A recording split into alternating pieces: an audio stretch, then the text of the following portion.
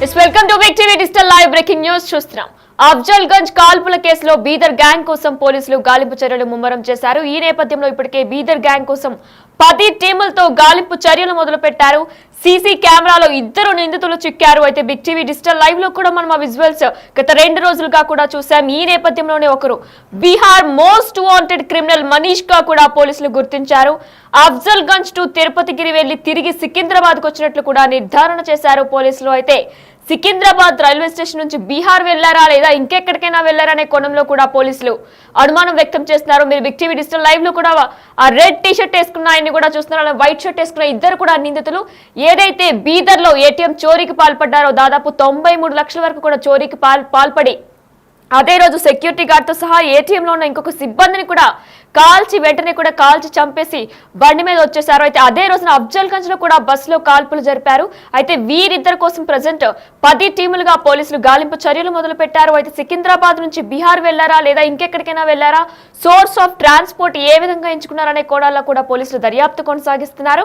అయితే ఒకవేళ సిటీలోనే కనుక ఉన్నట్లయితే ఎక్కడైనా షెల్టర్ తీసుకున్నారనే కోణంలో కూడా పోలీసులు దర్యాప్తు కొనసాగిస్తున్నారు. ఇదే అంశంపై మరిన్ని డీటెయిల్స్ మా ప్రతినిధి సాగర్ లైవ్ లో అందిస్తారు. ఎస్ సాగర్, అయితే మనం చూసుకున్నట్లయితే అదే రోజున వాళ్ళు ఏటీఎం చోరీకి పాల్పడ్డారు. అయితే అదే రోజున అఫ్జల్ గంజ్ లో కూడా కాల్పులు చేశారు. మరి ఈ నేపథ్యంలో ఒకరు మోస్ట్ వాంటెడ్ క్రిమినల్ గా కూడా పోలీసులు నిర్ధారించారు. డీటెయిల్స్ ఏంటి?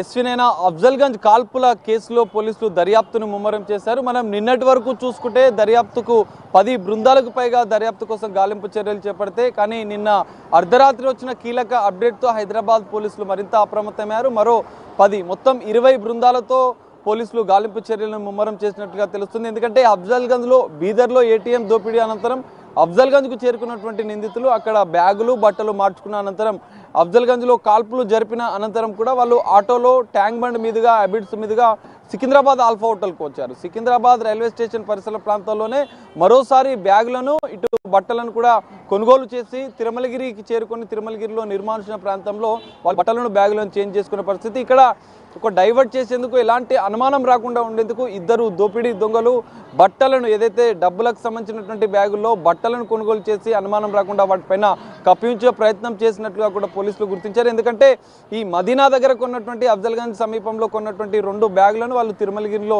వదిలేశారు. ఆ బ్యాగులను కూడా పోలీసులు స్వాధీనం చేసుకున్నారు.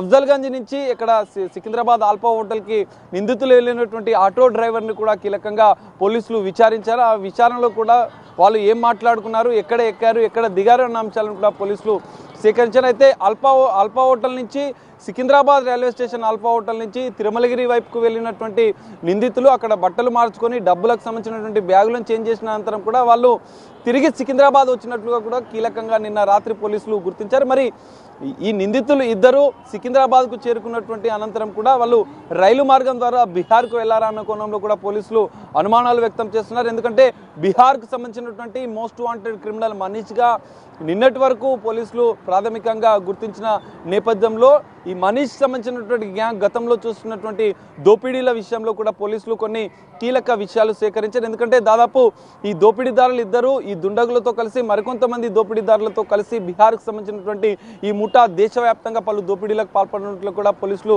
గుర్తించారు. అందులో భాగంగానే తెలంగాణతో పాటుగా కర్ణాటక, మహారాష్ట్ర, ఇటు ఛత్తీస్గఢ్, బీహార్ రాష్ట్రాల్లో కూడా ఈ తరహా దోపిడీలకు దుండగులు పాల్పడ్డట్లు కూడా పోలీసులు గుర్తించారు. అయితే కీలకంగా మనీష్ గ్యాంగే ఇది చేసిందా లేదా ఇతర గ్యాంగ్ చేసిందా అన్న కోణంలో కూడా పోలీసులు దర్యాప్తునైతే కొనసాగిస్తున్నారు.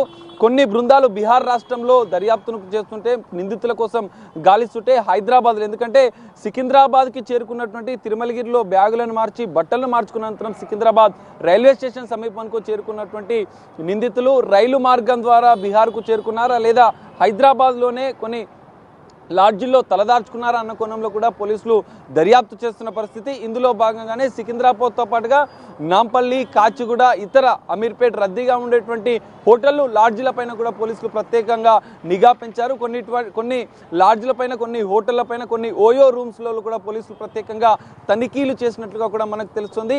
ఈ మొత్తం వ్యవహారంలో ఈ మొత్తం కేసులో పోలీసులు ఇతర రాష్ట్రాల పోలీసులతో సమన్వయం చేసుకుంటూ దర్యాప్తు కొనసాగిస్తున్న పరిస్థితి కూడా మనకు కనిపిస్తుంది. అయితే మనీష్ యొక్క తల్లిదండ్రులు, ఎందుకంటే బీహార్ పోలీసులు ఇచ్చిన సమాచారం మేరకు మనీష్ గ్యాంగే ఇది చేసినట్లుగా పోలీసులు మొదట భావించారు. అయితే బీహార్లో ఉన్నటువంటి పోలీసులు మనీష్ సంబంధించినటువంటి ఫోటోను హైదరాబాద్లో పోలీసులు సీసీటీవీ కెమెరాల ద్వారా స్వాధీనం చేసుకున్నటువంటి ఫోటోలను మనీష్ పేరెంట్స్కు చూపించిన సందర్భంలో మనీష్ పేరెంట్స్ మాత్రం తమ బాబు కాదు అని చెప్పి కొంత చెప్పినట్లుగా కూడా సమాచారం అందుతుంది. మరి ఒకవేళ తల్లిదండ్రులు అబద్ధం చెప్పారా లేదా మనీష్ గ్యాంగే ఈ దోపిడీలకు పాల్పడ్డారా అన్న కోణంలో కూడా పోలీసులు దర్యాప్తు చేస్తున్న పరిస్థితి. మరి హైదరాబాద్ నగరాన్ని దాటారా లేదా బీహార్కు రైలు మార్గం ద్వారా చేరుకున్నారా అని పోలీసులు అనుమానిస్తున్నారు. అందులో భాగంగానే 10 ప్రత్యేక బృందాలు బీహార్తో పాటుగా ఛత్తీస్గఢ్లో ఉన్నటువంటి రాయ్పూర్కి, ఎందుకంటే మొదట అఫ్జల్గంజ్ నుంచి రాయ్పూర్కి టికెట్ బుక్ చేసుకున్నటువంటి నిందితులు రాయ్పూర్కి కూడా ఏమైనా వెళ్ళారా అన్న కోణంలో కూడా పోలీసులు దర్యాప్తు చేస్తున్న పరిస్థితి మనకు కనిపిస్తుంది. ఈ నేపథ్యంలో హైదరాబాద్ని పోలీసులు జల్లెడ పడుతున్నాయి. మరో కొన్ని బృందాలు రాయ్పూర్తో పాటుగా బీహార్ రాష్ట్రంలో కూడా నిందితుల కోసం గాలింపు చర్యలు చేపట్టారు. ఈ మనీష్తో పాటు ఇంకెవరైనా దుండగులు ఈ ముఠాకు సహకరించారా, హైదరాబాద్లో ఎవరైనా వీరికి హెల్ప్ చేశారన్న కోణంలో కూడా పోలీసులు దర్యాప్తు కొనసాగుతుంది. టాస్క్ ఫోర్స్ ప్రత్యేక బృందాలు హైదరాబాద్ను జల్లెడ పడుతున్న నేపథ్యంలో త్వరలోనే నిందితులను కూడా పట్టుకుంటామని చెప్పి పోలీసులు ధీమా వ్యక్తం చేస్తున్న పరిస్థితి. ఈ మొత్తం కేసులో మాత్రం రోజుకొక కీలక మలుపు తిరుగుతుందని చెప్పుకోవచ్చు. ఇప్పటికే 3 ఆటో డ్రైవర్లను కూడా పోలీసులు విచారిస్తున్నారు. అఫ్జల్గంజ్ నుంచి సికింద్రాబాద్కు, సికింద్రాబాద్ నుంచి తిరుమలగిరికి, తిరుమలగిరి నుంచి మళ్ళీ సికింద్రాబాద్కు వచ్చినటువంటి ఆటోలోనే నిందితులు ప్రయాణించిన నేపథ్యంలో ఆటోలో వారు ఏమేమి డిస్కస్ చేశారు, ఏమేమి మాట్లాడుకోరు, ఆటో డ్రైవర్లతో ఏం సంభాషించారు అన్న కీలక విషయాలు కూడా ఇప్పటికే పోలీసులు తెలుసుకున్న నేపథ్యంలో నిందితులు హైదరాబాద్లో తలదాచుకున్నట్లు అనుమానిస్తూనే బీహార్లో కూడా రైలు మార్గం ద్వారా బీహార్కు వెళ్లే అవకాశం ఉన్న నేపథ్యంలో అక్కడ కూడా పోలీసులు గాలింపు చర్యలు చేపడుతున్న పరిస్థితి కనిపిస్తుంది. త్వరలోనే టాస్క్ ఫోర్స్ ప్రత్యేక బృందాలు దర్యాప్తు చేస్తున్న నేపథ్యంలో గాలింపు చర్యలు చేపడుతున్న నేపథ్యంలో త్వరలోనే నిందితులను పట్టుకుంటామని చెప్పి పోలీసులు చెప్తున్న పరిస్థితి అయితే కనిపిస్తుంది. వినేనా సాగర్, వారు బీదర్ ఏటీఎం చోరుల్లో కూడా ఎంత కిరాతకంగా ప్రవర్తించారో మనం చూసాం. అయితే 2 ఏటీఎం సిబ్బందిని కూడా వారు చంపేశారు, అక్కడికక్కడే కాల్పులు జరిపి. అయితే అఫ్జల్గంజ్ లో కూడా వాళ్ళు కాల్పులు జరిపారు. మరి ఈ నేపథ్యంలో వీళ్ళిద్దరి మీద కూడా పలు కేసులు కూడా పలు రాష్ట్రాల్లో ఉన్నట్లు కూడా పోలీసులు గుర్తించారు. అసలు పోలీసులు ఏమంటున్నారంటే ఎప్పట్లోగా పట్టుకోగలమని ఏదైనా చెప్తున్నారా? ఎస్వినైనా ఖచ్చితంగా, ఎందుకంటే ఈ మనీష్ గ్యాంగా లేదైతే ఇతర గ్యాంగ్ అయినప్పటికీ వీళ్ళు బీదర్లో ఒక ఏటీఎం దోపిడీ చేసిన అనంతరం హైదరాబాద్కి అఫ్జల్గంజ్కి చేరుకున్నాం. హైదరాబాద్లో కూడా మరోమారు పోలీసులకు దొరికిపోతామన్న భయంతో ఒక ట్రావెల్స్ మేనేజర్ పైన కాల్పులు జరిపి పారిపోయే ప్రయత్నం చేశారు. ఈ నేపథ్యంలో ఈ నిందితుల పైన ఇప్పటికే తెలంగాణతో పాటుగా ఇటు కర్ణాటక, బీదర్, ఛత్తీస్గఢ్, రాయ్పూర్, బీహార్లోని పలు ప్రాంతాల్లో దోపిడీలకు ఈ తరహానే దోపిడీలకు పాల్పడ్డట్లుగా పోలీసులు గుర్తించారు. గతంలో దోపిడీలు చేసిన విధానాన్ని, గతంలో దోపిడీలకు పాల్పడ్డ కేసులను కూడా హైదరాబాద్ పోలీసులు క్షుణ్ణంగా పరిచయించాలి. వాళ్ళ మోడ్ ఆఫ్ ఆపరేషన్ ఏంటి, ఏ విధంగా దోపిడీలకు పాల్పడ్డారు, ఎస్కేప్ అవుతున్న సందర్భంలో వాళ్ళు ఎలాంటి ఎత్తుగడలు వేస్తారన్న కోణంలో కూడా పోలీసులు దర్యాప్తును ముమ్మరం చేశారైతే గతంలో ఎవరైనా అదుపులోకి తీసుకున్నారా, గతంలో వీరిని ఎవరైనా అరెస్టు చేశారన్న కోణంలో కూడా పోలీసులు దర్యాప్తు చేస్తున్న పరిస్థితి కనిపిస్తుంది. టాస్క్ ఫోర్స్ ప్రత్యేక బృందాలు మాత్రం నిన్న అర్ధరాత్రి ఈ నిందితులకు సంబంధించినటువంటి కీలక అప్డేట్ వచ్చినట్లుగా కూడా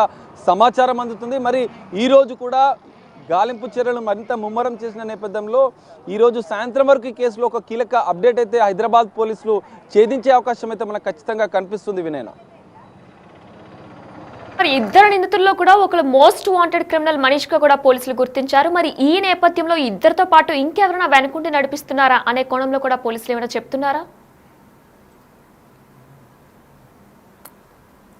ఎస్వినైనా ఖచ్చితంగా, ఎందుకంటే మోస్ట్ వాంటెడ్ క్రిమినల్గా ఉన్నటువంటి మనీష్ కుచ్వాడా పైన ఇప్పటికే బీహార్లో పలు కేసులు ఉన్నాయి, ఇటు కర్ణాటకలో పలు కేసులు ఉన్నాయి, మహారాష్ట్రతో పాటుగా తెలంగాణ, ఏపీ రాష్ట్రాల్లో కూడా ఈ తరహా దోపిడీ కేసులు ఉన్న నేపథ్యంలో ఈ 4-5 రాష్ట్రాల పోలీసులు కూడా మోస్ట్ వాంటెడ్ క్రిమినల్ మనీష్ సంబంధించినటువంటి డేటాను పూర్తిగా సేకరించారు.